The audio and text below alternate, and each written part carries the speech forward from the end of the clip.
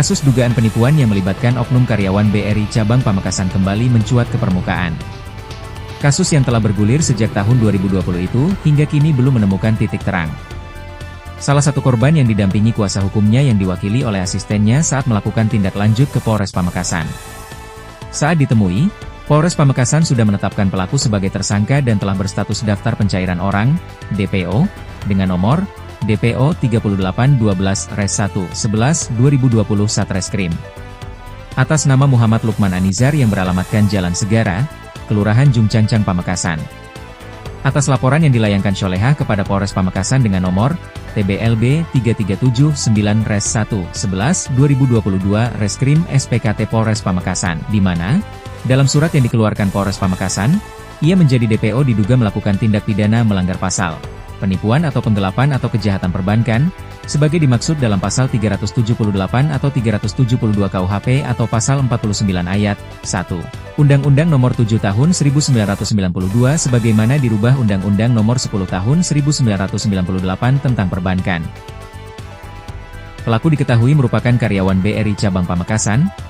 Bisa dijelaskan untuk hasil laporan Polres barusan seperti apa? Oke, terima kasih untuk teman-teman media dan teman-teman wartawan yang ada di Pamekasan yang saya tidak bisa menyebutkan satu persatu. Alhamdulillah dengan kesabaran panjenengan semua ada di sini yang mungkin ada lebih dari 15 teman-teman media. Alhamdulillah di sini sudah ditetapkan bila mana saudara Anis sudah menjadi tersangka di tahun 2020. Mudah-mudahan Polres Pamekasan dan para tim khusus bisa segera menangkap karena ini sudah ditetapkan menjadi tersangka. Berarti ini sudah menjadi DPO ya? Sudah menjadi DPO.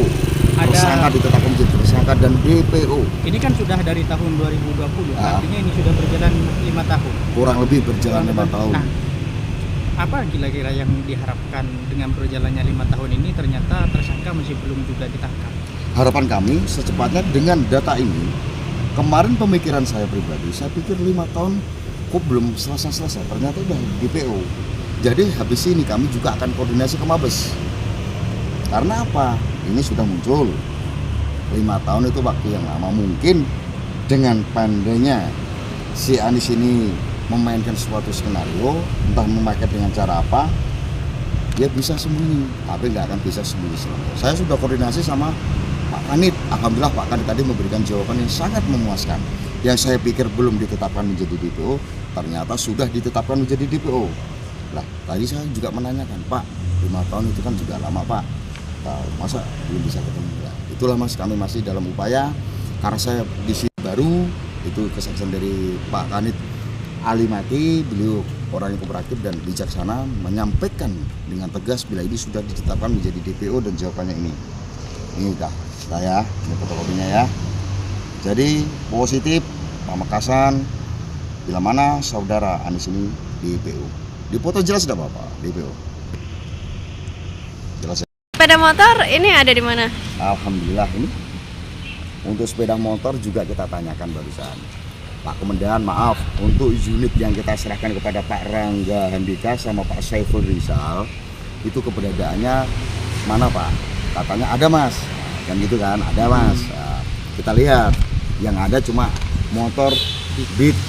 Untuk yang varinya tidak ada. Saya tanya lagi, loh kan 2 dan itu yang diserahkan kan 2. Yang 431, kami tanya tadi, 31, yang satunya mana? Katanya dipinjam sama si pelapor bawa BPKB. Itu yang mengetahui adalah kepolisian. Kota tidak memahami Mas.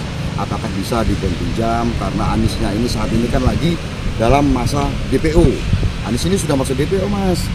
Kalau Anis sudah masuk DPO, itu dipinjam, takutnya nanti gini, saya tidak mengatakan kalau gimana Mas ya. Saya takutkan nanti setelah Anis tertangkap, kalau unitnya itu hilang nanti siapa bertanggung jawab. Kan gitu. Ini klien saya pertegas klien saya di sini sudah kooperatif, sudah menyerahkan kepada Pak Rangga, Pak Saiful. Bila mana unitnya hilang berarti bukan urusan kita, tetapi urusan beliau-beliau ini. Unit sudah dititipkan ke Polres Pamekasan, hilang berarti bukan urusan kita. Alasan dari Polres sendiri itu memberikan BB-nya itu gimana? Karena itu yang punya sendiri, itu kan datang bawa pemilik sah.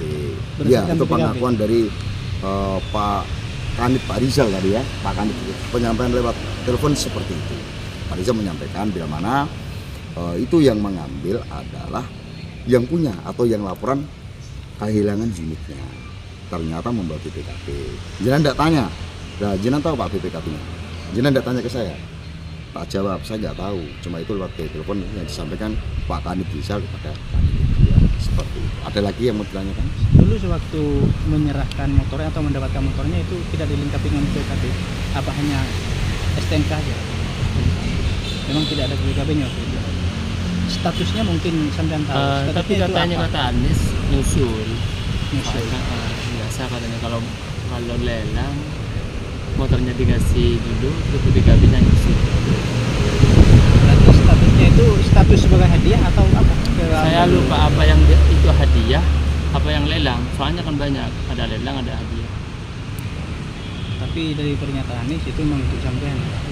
Cuma BPKB masih menyusul.